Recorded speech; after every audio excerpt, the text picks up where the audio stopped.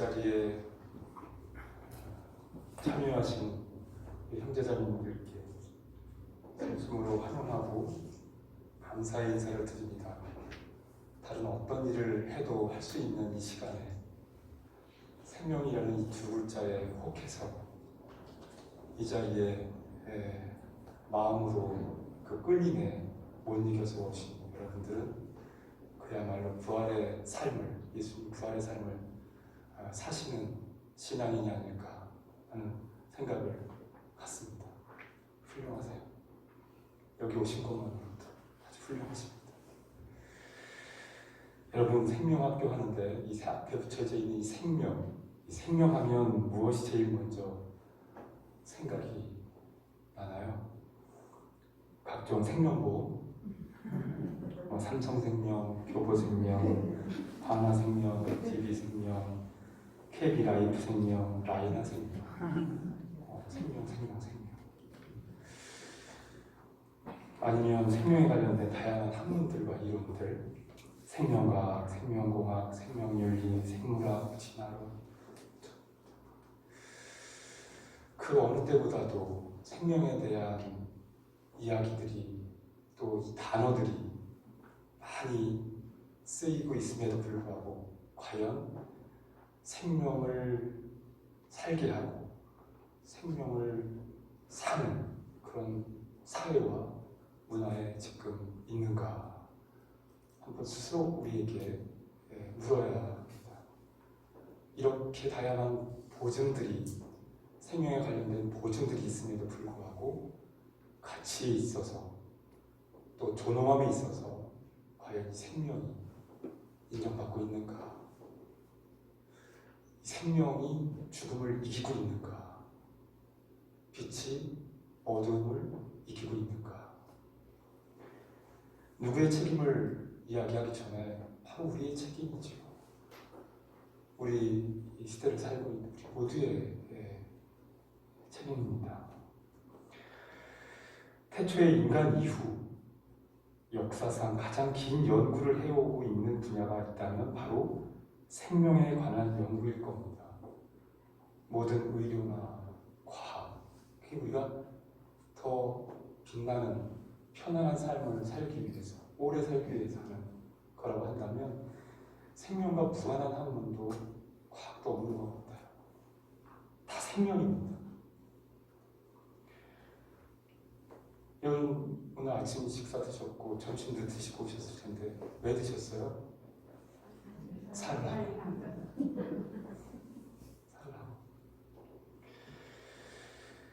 그렇게 긴 시간을 두고 탐구하고 연구해 왔다 해도 생명을 다 이해할 수는 없다. 그렇게 많은 동서양의 생명 담론이 존재하고 있다 해도 그 누구도 생명을 완벽하게 이해하고 설명할 수는 없다. 그래서 생명은 신비다. 그래서 우리는 그 기원을 유일하게 하나님께 둡니다. 생명은 신비이기 때문에. 생명의 복음 44장, 생명의 복음 아시죠? 회치 교황님의 생명의 복음 44장에는 이렇게 이야기합니다. 모든 사람의 생명이 시작되는 순간부터 하느님의 계획 안에 있습니다. 모든 사람의 생명은 시작되는 순간부터 하느님의 계획 안에 있습니다. 그러니까 여기 있는 우리 모두는 하느님의 계획 안에 있는 분들이세요. 얼마나 소중한 분들이세요. 세상에 얼마나. 제가 여러분을 볼 때 이 소중함보다도 또 여러분들이 스스로 느끼는 그 소중함 그 이상일 거예요. 지금 여기 있는, 우리가 살고 있는 이 시대에 사는 모든 사람들의 그 존엄함은 우리가 생각하는 그 이상의 존엄함을, 가치를 가지고 있다. 말로 다 할 수 없을 만큼. 그걸 여러분 알고 사세요? 어떨 땐 죽지 못해 살고, 그리고 말끝마다 좋아서 죽겠다, 배불러 죽겠다, 다 죽겠다.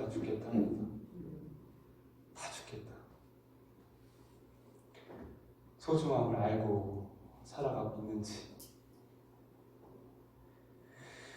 그분의 신비한 계획에 놓여있지 않은 생명은 단 하나도 없는 것이죠.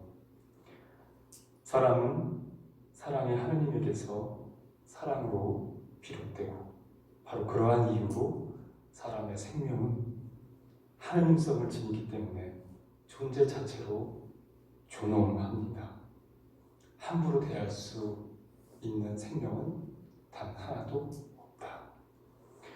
그래서 사람의 인격은 하느님을 반영하고, 그래서 귀하고 소중하고, 그래서 지켜져야 하는 겁니다. 시대는 변할 수밖에 없습니다. 변합니다. 지금 이 순간도. 근데 시대가 아무리 변해도 변하면 안 되는 가치가 있는 것이죠. 그런데 변한단 말입니다. 그런데 그게 좋게 변하면 상관이 없는데 좋지 않게 변하지요. 예를 들면 훼손되거나 파괴되거나 재가되거나 무너지는 거죠.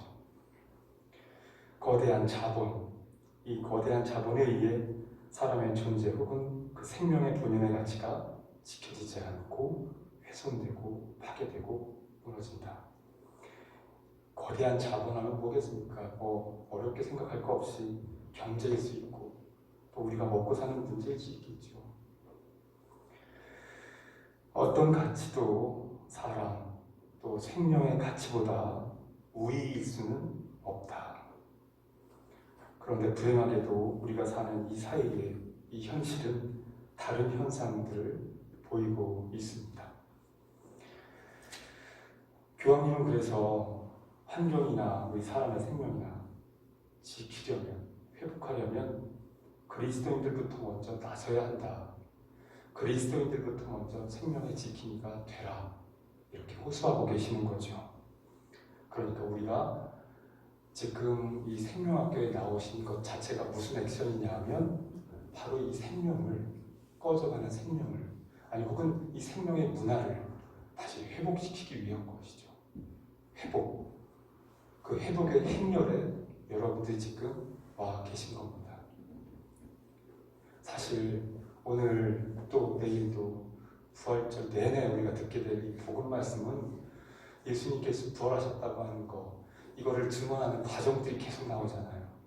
네? 어떻게 이걸 이해를 아직도 못하는 이 제자들과 세상에 이걸 어떻게 하면 증언할 수 있을까? 증언하는 가는 과정인 거죠. 이게 뭐겠습니까? 생명을 회복하는 거. 그래서 예수님께서 부활을 통해서 그걸 증언하시는 거죠. 증명하시는 거죠. 무엇을? 생명의 회복을 위해. 구약성서의 신명기 30장 19절의 말씀입니다. 나는 오늘 하늘과 땅을 증인으로 세우고 생명과 죽음, 축복과 저주를 너희 앞에 내놓았다. 너희와 너희 후손이 살려면 생명을 선택해야 한다. 우리가 선택해야 되는 것은 분명하죠. 시대를 막론하고 시대의 변화와 무관하게 정해져 있습니다. 우리의 선택은 뭐다? 생명이다. 언제나 생명이다. 다양한 선택지가 요즘 있습니다. 생명 보증도 아까도 말씀드렸지만 얼마나 많아요. 삼성생명, 교보, 하나생명, DB, KB라이프, 라이나 엄청나게 많습니다. 이뿐만 아니라 우리가 죽음이냐 생명이냐 뿐만 아니라 다양한 선택지가 사실은 존재하죠. 그럴 때 그 많은 것 중에서 생명을 선택하고 살아간다는 거, 그분의 뜻을 헤아리고 그분의 뜻을 원하는 바를 선택하며 산다는 건 매우 어려워요. 그럼에도 불구하고 다양한 선택지 중에 우리는 항상 매번 매순간 무엇을 선택해야 되는가 하면 생명이어야죠. 바른 선택을 할 수 없는 혼란의 시대를 살아가고 있습니다. 그렇다면 바르고 정확한 선택을 할 수 있도록 우리가 배워야죠. 그리고 또 배운 걸 가르쳐야죠. 그리고 그 그 가르침이 힘이 있으려면 우리가 실천에 가야 하는 겁니다.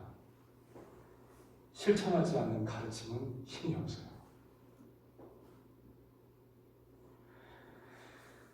회복해야 합니다. 근데 이 회복의 시간은 참 길고 느리고 험합니다. 오늘 예수님께서 부활하신 그 부활 사건도 당신 짠 나타나시면 다 믿고 다 통할 줄 알았는데 가장 가까운 제자들부터 설득시켜야 되고 이해시켜야 되고 증명해내야 되는 예수님 참 괴로우셨을 겁니다. 이만큼 부활이라는 것을 증명하고 또 알아보게끔 하는 데까지 시간이 걸렸다면 이 시대에, 이 혼란의 시대에 이 생명의 길을 간다는 건 참 더딜 겁니다. 그리고 많은 유혹과 시험을 받을 겁니다. 이 또한 우리의 결심에 달려있다는 생각을 집회서를 통해서 알게 됩니다. 우리의 결심에 달려있다.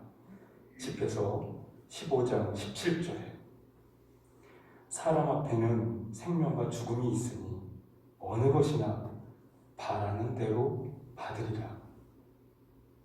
그야말로 이 말은 우리가 바라는 대로 될 거라는 말입니다. 우리가 어디를 바라보느냐에 따라서 그 결론은, 열매는 달라질 것이다. 지금 어디를 바라보고 계십니까?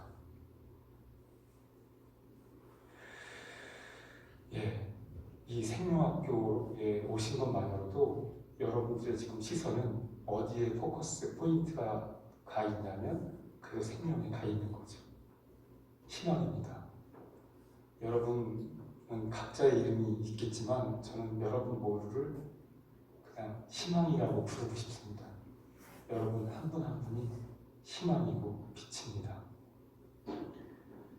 생명학교를 통해서 여러분들의 그 빛이, 여러분들이 간직하고 있는 그 희망이 더 빛나고 더 강렬해졌으면 하는 마음이 정말 간절합니다.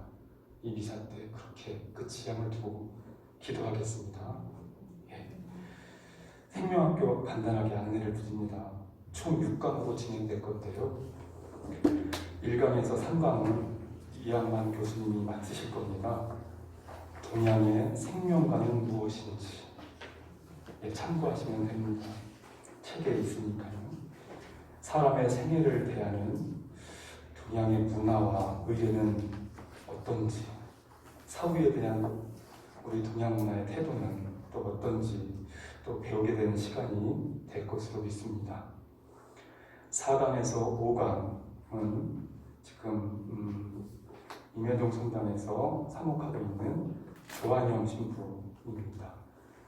우리 조한영 신부님은 4강, 5강을 통해서 가정의 소중함과 생명의 가치를 다양한 신화와 종교관을 통해서 조명해보는 시간을 갖게 될 겁니다. 마지막 6강은 김지한 대표가 할 건데요. 이 김지한 대표는 세상에서 제일 좋은 아빠의 품이라는 어떤 재단을 만들어서 대표 일을 하고 있습니다. 이 일은 뭐냐면 우리나라의 제도가 그렇습니다. 미혼부가 지금 현재까지는 이 아이의 출생을 등록을 할 수 없는 상황이 있죠. 그런데 최근에 뉴스에 아주 좋은 소식이 있더군요. 오늘 보니까 미혼부도 출생 그 아를 등록할 수 있는 제도적인 법안이 마련되고 있는 그런 희망적인 이야기를 오늘 뉴스를 접했습니다. 그런 뉴스. 실제로 이 김지한 대표는 미혼부입니다. 본인도 6강에서 자기를 그렇게 소개할 겁니다. 미혼부입니다. 그래서 그 일을 혼자서 전국을 뛰어다니면서 그 일을 해냅니다. 아이에게 적어도 등록할 수 있는 번호 정도는 있어야 되지 않겠냐. 그래서 참 많이 바쁘게 사는 사람인데 이분 저희들이 생명학교 6강을 부탁드렸더니 K 승낙을 해주셔서 오시게 될 겁니다. 그래도 이분들은 뭐냐면 생명을 선택하고 생명을 지켜 현장에서의 생생한 이야기들을 들을 수 있는 기회가 흔치 않을 텐데 도움이 되고 현장의 이야기, 미혼부로서 또 미혼모로서 생명을 지킨다는 게 참 어렵습니다. 어떤 아이가 엄마한테 그랬답니다. 이제 엄마가 미혼모라는 걸 알고 얼추 다 큰 아이가 엄마 왜 나는 버려졌어? 라고 물어봤답니다. 엄마가 당황하면서도 그런 말을 했다. 누가 그래? 넌 버려진 애가 아니라 내가 지킨 애야. 내가 지켰어 너를. 미혼부나 미혼모도 모두 이 사회에서 생명을 선택하고 지킨 사람들인 거죠. 그 얘기를 한번 6강에서 들어보면 더 좋겠다 이런 생각을 했습니다. 그래서 이 시간을 통해서 이 사회의 현실, 미혼모로 살아가는 사회의 실태를 알아보고 그 개선 방안에 대해서도 이야기하실 줄을 제가 믿습니다. 함께 공감하고 지지하는 생명 지킴이가 되어주셨으면 좋겠습니다. 감사합니다.